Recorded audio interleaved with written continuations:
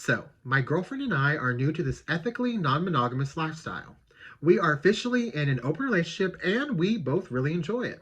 We are more on the swinger side of the open relationship spectrum, therefore, we like frequenting sex clubs. Before I continue with the story, I would like to say that it just feels good to be with a partner that is as sexually liberated as you are. One Saturday, my girlfriend, Georgia, and I decided to go to a sex club in Austin, Texas. Houston has a shocking number of lifestyle clubs, the most in the state. But there's one club that actually franchises itself and was in both cities. And we were like, fuck it, let's go to that one. We drove for 2 hours with sex toys, blindfolds, alcohol, wearing clothes that easily come off, and condoms in tow.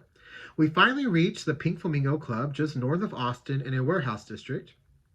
We gathered our things and walked to the entrance, paid the $100 cover, and asked for a tour of the venue. Once you were inside, you could tell it used to be an actual regular ass nightclub. Here's some of the differences between the two franchise clubs. Austin's is 2 stories, has more space, a pornographic theater, and a stage area for performances. Houston's is 1 story, 1 club room, and 1 big room for public sexy time. Has an open shower, a row of private rooms, and, for good measure, a stripper pole. The upstairs of Austin's is where the sex private partitions are. It does not have a big room for open public sexy time like Houston has. It's quite different in that way. The person that gave me and Georgia a tour was the bouncer. He's a short, muscular guy in a full suit with black gloves on.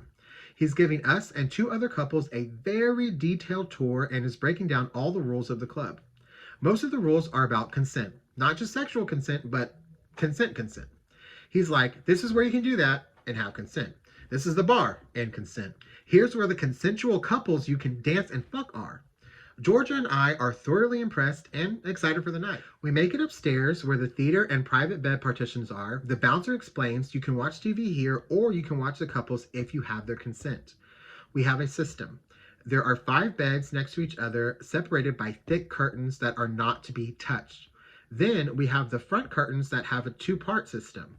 If the thick curtain is closed, that means no watching and no touch or entering. However, if the couple has only the sheer curtain, that means that it's okay for you to watch, but if it is completely open with no curtain, that means you can ask to join in. He was very clear to us.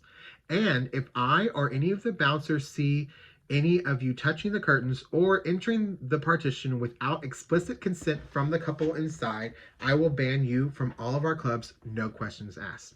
Honestly, it felt good that he took his job and consent and safety as seriously as he did. He then explains that after every couple, they change the sheets, pillowcases, and even mattresses if need be.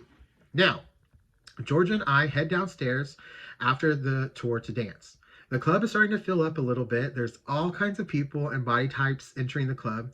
Their confidence levels are shooting through the roof. It was like when the cool kids enter the party in the movies, but everyone was the cool kid and close to naked. The DJ was vibing. My girl and I were vibing.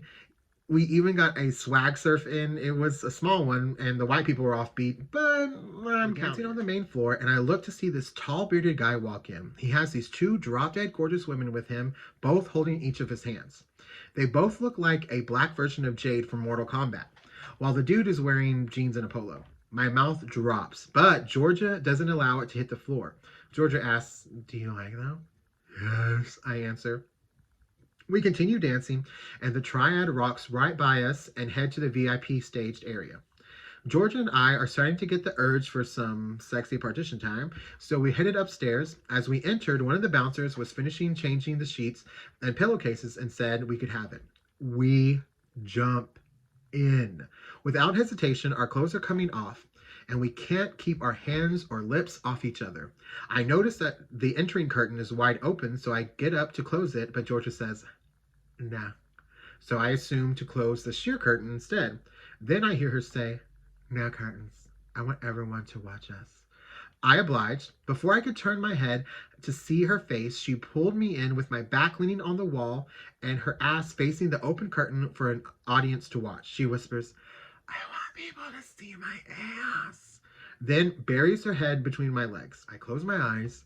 We draw a crowd. Then I hear, "Oh my God. Look at the arc of her back. She's beautiful. beautiful. I open my eyes, and it's the two black Mortal Kombat women looking killer and fixated on Georgia. Let's call them Jade and Katana. Right behind, in the midst of the crowd, is their guy, Jax. My face lights up, and Georgia's head raises, turns back, and faces me and asks me if I want them to join. Yes! Now, the four of us are playing in one queen-size bed. I'm playing with Katana, and Jade grabs a dildo and starts playing with Georgia.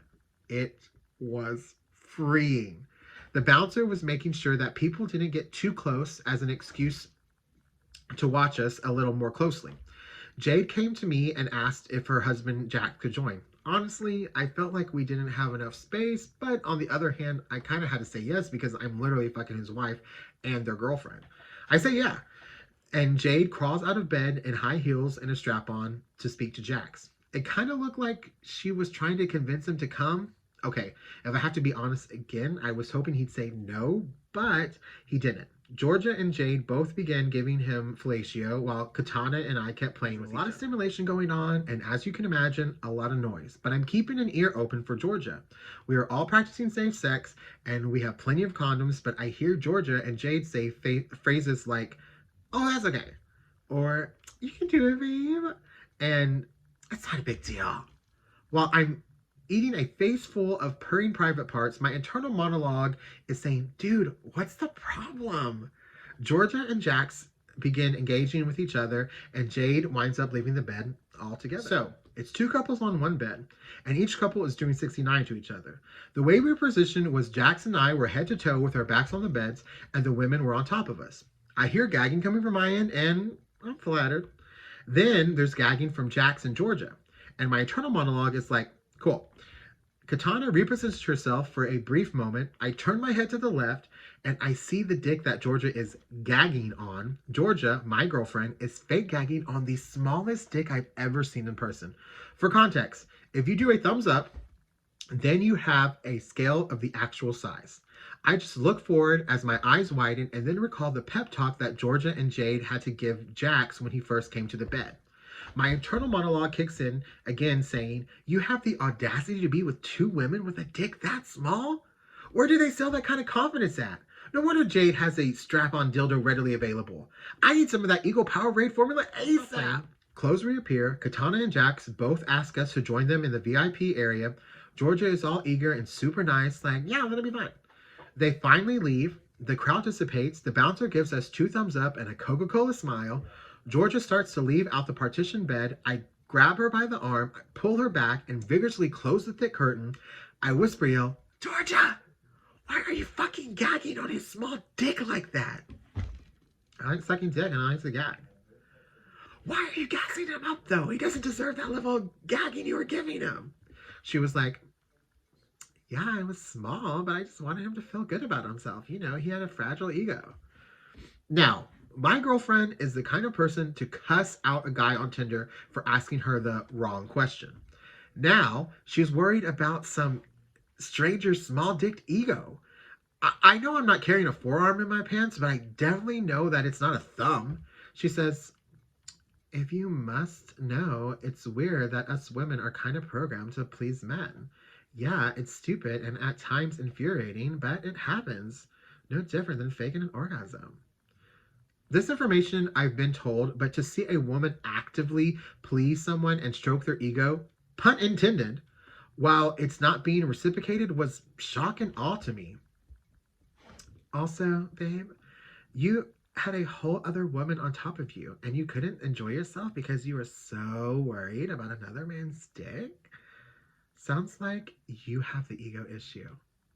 She opens both curtains, buttons up her dress, and turns back to me.